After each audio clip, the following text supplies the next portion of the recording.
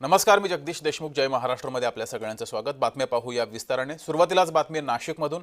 नाशकातील corporate जिहाद हा उघडकीस आलेला आहे. हिंदूंचे नाशकात फूस लावून धर्मांतर केल्याचं उघड झालंय.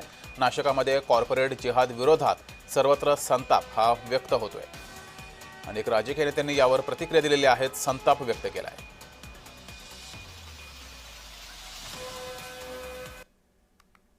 हे जे काही लँड जिहाद, लव जिहाद आणि आता कॉर्पोरेट जिहाद, जवळपास 15 पीडित मुली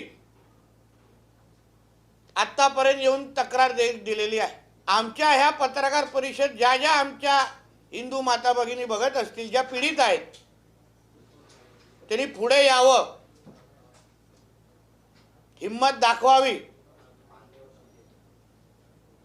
सरकार म्हणून तर आम्ही तुमच्या बरोबर आहेतच, पण एक हिंदू म्हणून पण आम्ही तुमच्या बरोबर उभे आहोत. हे जिहादी तुमचं काहीच वाकडं करू शकत नाही, हे मी तुम्हाला आत्मविश्वासाने सांगतो.